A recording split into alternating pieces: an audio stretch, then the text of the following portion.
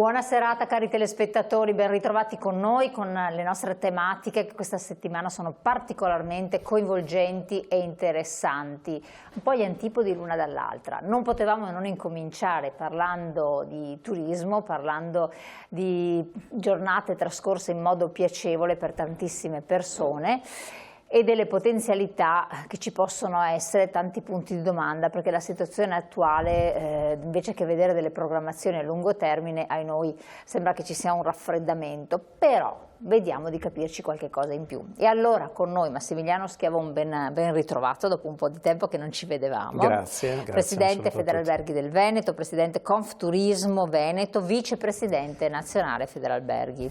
Chi meglio di lei può dirci come è andato questo periodo di festività, nonostante una Pasqua alta che, se guardiamo una settimana fa, sembrava non sotto i migliori auspici, meteorologicamente parlando, perché faceva un po' freddino, però per lo sci sembrava che promettesse bene, alzate le temperature, quindi diciamo che c'è stato un po' di cambio di rotte, no? Ma insomma com'è stata? Con tutto quel che c'è da dire dei carburanti, della guerra in atto, dei voli, di tutto. Ma allora usciamo da una Pasqua che ha dato segnali sicuramente confortanti dal punto di vista di occupazione delle strutture ricettive aperte. Teniamo presente che questa era una Pasqua che cadeva abbastanza in anticipo, quindi non tutte le strutture, soprattutto della costa veneta, come quelle del lago di Garda, erano aperte, ma quelle che hanno aperto hanno registrato dei tassi di occupazione molto elevati.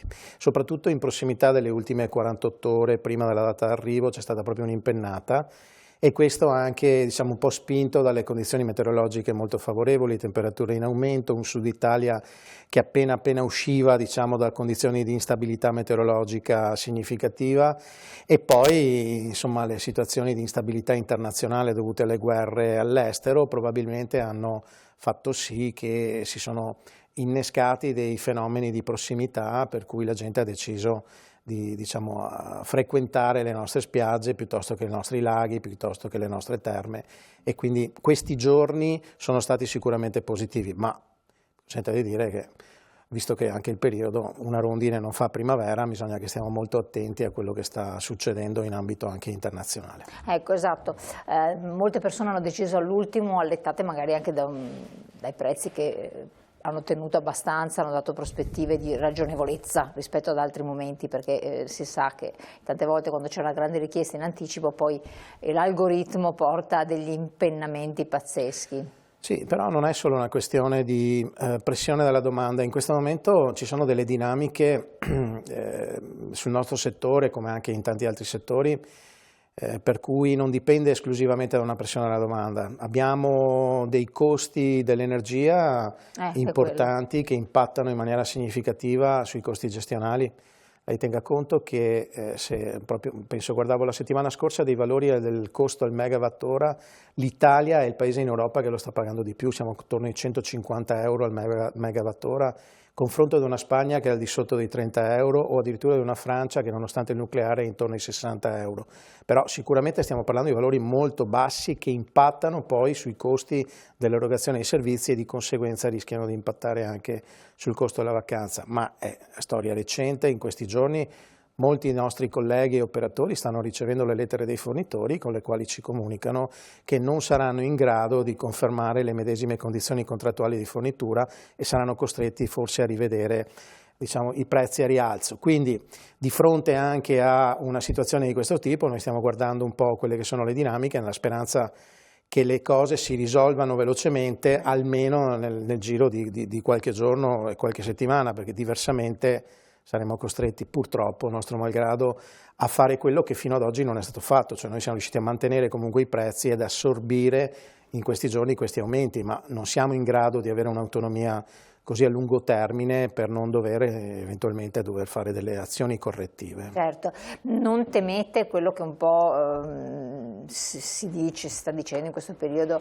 la mancanza di alcune tipologie di turisti, cioè gli americani, mancanza del Medio Oriente, del Lontano Oriente, proprio per queste ragioni, i russi non ci sono già più, che manchino quegli altospendenti, quello che si è un po'... Certo, questo è certamente un problema abbastanza grosso, soprattutto per l'offerta delle nostre città d'arte che godono del turismo oltre Pacifico e asiatico, quindi parliamo degli Stati Uniti piuttosto che la Cina, che sono mercati alto spendenti e importanti per l'equilibrio di queste aree.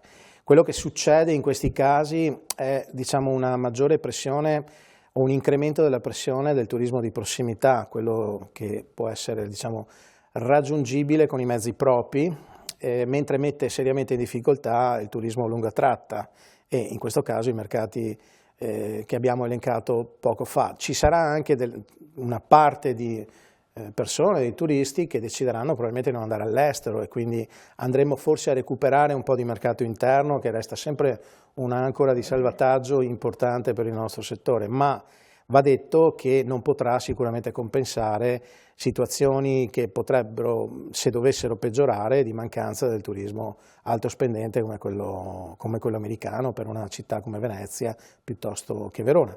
Quindi il fenomeno è questo, più però perdurano condizioni di instabilità, più questo cerchio di prossimità si restringe, perché poi gli impatti sul portafoglio, sul carrello della spesa, sulla benzina andare al lavoro, sulla permanenza media anche della vacanza nelle strutture ricettive, rischia di cominciare a farsi sentire e questo non è un bene. Adesso la permanenza media si stima in che cosa? In quanti... Ma dipende dalle aree, no? Se andiamo a pensare a una città d'arte come quella di Venezia, rasentiamo le 2 notti perché c'è un cambio frequente di clientela. Se pensiamo invece alle nostre spiagge, se analizziamo un periodo nell'arco dell'anno siamo intorno alle 4 notti, ma se guardiamo magari nel periodo specifico dell'alta stagione la permanenza si alza, può arrivare anche a ridosso delle 7 notti, ma questo però purtroppo è un fenomeno che abbiamo visto in calo, quello della permanenza media negli ultimi anni in modo significativo, cioè facciamo più arrivi e un po' meno presenze rispetto al passato, anche se poi nel conteggio complessivo registriamo un record annuale, no? Come abbiamo visto, i 74 milioni di presenze turistiche anche quest'anno, ma questo è frutto però di un insieme di offerta turistica, c'è l'alberghiero, c'è l'extra-alberghiero, c'è una parte anche delle locazioni brevi che vengono finalmente censite con i codici di identificazione nazionale che contribuiscono a generare ulteriori flussi turistici. Ma questo secondo lei è dettato da la criticità economica? Vabbè, ne risentiamo soprattutto noi italiani, sappiamo che ormai ci hanno ridotto in questi termini, oppure è una forma mentis scambiata, cioè il turista è cambiato come mentalità, ha bisogno di stimoli continui, preferisce, perché si era riscontrato l'estate scorsa la famosa bassa permanenza nelle spiagge, ma addirittura poca fruizione della spiaggia stessa. Alcuni l'avevano imputata all'alto costo dell'ombrellone, altri dall'analisi poi è emerso che chi va in spiaggia si stufa, dopo un po' si stanca, ha voglia di altri stimoli. Che cos'è secondo lei? Queste sono dinamiche del consumo che abbiamo visto cambiare negli ultimi anni, no? Il nostro è un settore condannato non solo al rinnovamento ma anche al cambiamento. È bello questo. Questo ci permette e ci consente, certo dipende dai punti di vista, di non annoiarci mai. C'è una generazione di clientela nuova che non ha le stesse dinamiche del consumo della precedente. Se pensiamo ai ragazzi e ai giovani, non vedono la vacanza nelle destinazioni balneari soltanto come sole, mare e spiaggia, come una volta. Ma c'è anche il bisogno di fare delle esperienze sul territorio. Ecco, la parte esperienziale sta crescendo ovunque e questo significa anche che a parità di un certo numero di giornate di vacanza o di ferie preventivate, la gente possa decidere di fare più destinazioni all'interno del periodo di vacanza per fare più esperienze diverse. L'abilità e la capacità nostra sarà quella poi nel saper offrire non solo camere e servizi di qualità, ma anche un'esperienza sul territorio che sia significativa e soprattutto memorabile. Ma qui quindi c'è una collaborazione tra le aziende di promozione, chiedo a lei perché non sono addetto ai lavori, aziende di promozione tra operatori del settore, albergatori, amministrazioni, cioè per fare un sistema e offrire qualche cosa, oppure guardi, come funziona? Si parla di ecosistema in questo momento, questo è il termine che, allora, come le ho detto, anche se noi dovessimo fare degli investimenti significativi nelle nostre strutture ricettive non saranno mai sufficienti se l'ecosistema intorno a noi e quindi tutti gli attori che non sono comparse ma sono dei veri e propri protagonisti di una vacanza, di un ospite, diciamo, condividono la stessa offerta turistica e la stessa filosofia di accoglienza di un territorio. Oggi questo è un tema che è diventato importante a prescindere che sia una destinazione balneare, montana, lacquale o delle terme.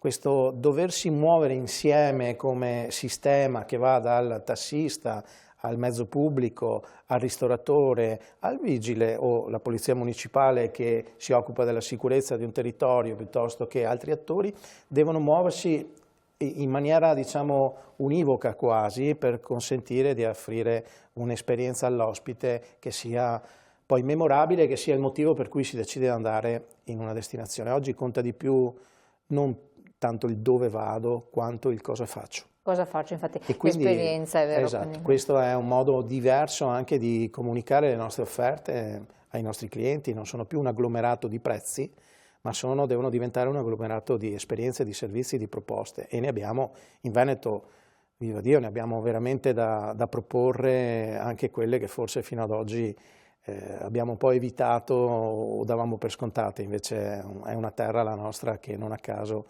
oltre a essere leader per le presenze turistiche, ma ha anche veramente tanto da offrire all'ospite. L'emozione, le persone cercano l'emozione. Certo.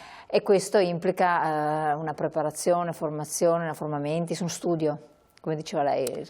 Perché non fare il proprio lavoro ed emozionare chi investe nella vacanza? Ecco, perché mi è piaciuto parlare due parole con delle persone, con dei turisti, fare no, è un investimento la vacanza, un investimento di tempo, di emozioni, di soldi anche, però per carità, quello è il tempo mio libero e io ci investo, ci punto molto, ci conto, ci gioco tanto. Sì, no, allora, non dico che sia un bene primario, ma quasi, insomma, si lavora un intero anno alle volte per cercare di concedersi una vacanza, quindi noi siamo rivestiti anche di questa responsabilità quando accogliamo le persone. Dobbiamo essere consapevoli che sono magari il frutto del lavoro di un anno che ci viene affidato, e da questo punto di vista credo che abbiamo il dovere di essere all'altezza delle aspettative del cliente. Il tema della relazione, al di là dell'intelligenza artificiale, della digitalizzazione, questa è una cosa che non cambia col tempo, la relazione resta sempre al centro, quindi noi dobbiamo avere la capacità non solo di formare i nostri collaboratori ad utilizzare la tecnologia, l'intelligenza artificiale, ma ad utilizzarla per ricavarsi sempre maggior tempo per poterlo dedicare alle relazioni col cliente, perché poi alla fine si ricorda fondamentalmente questo, al di là del messaggino o dell'email o dell'offerta confezionata graficamente in maniera interessante, ma mi ricordo delle persone che mi hanno accolto, del sorriso. Insomma, queste sono cose che non cambieranno, non sono cambiate nel tempo, nonostante la rivoluzione che il nostro settore ha. Ecco, lei ha citato l'intelligenza, dopo parliamo della formazione, dopo parliamo anche dei giovani, parliamo dell'altro diciamo, aspetto importantissimo della ricerca di risorse, perché periodicamente si torna a questo. Proprio leggevo quest'oggi un comunicato dei balneari con la ricerca dei bagnini, che sembra una cosa di secondo piano, invece risulta determinante per aprire la stagione e per poterla chiudere. Ecco. Quindi ne parliamo dopo però. Digitalizzazione 5.0 e intelligenza artificiale portate nel settore turistico, alberghiero. Come sta andando? È una rivoluzione. È una rivoluzione. È una rivoluzione, è come una rivoluzione industriale. Sta modificando molti processi.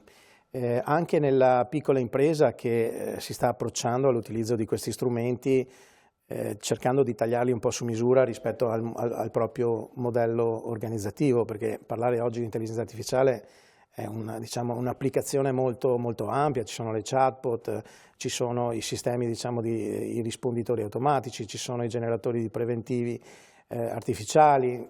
C'è tanto di aiuto. C'è molta tecnologia. Noi dobbiamo avere la capacità di conoscerla, di utilizzarla. La tecnologia è un tools, come dicono gli inglesi, cioè è una cassetta degli attrezzi. Noi dobbiamo imparare a utilizzare gli attrezzi, ma poi riparare le cose dobbiamo essere capaci noi, quindi con l'intelligenza, quella umana, riuscire a mettere insieme quello che è necessario per creare soddisfare fondamentalmente un bisogno che sta alla base della scelta di una destinazione, di una vacanza o di un prodotto.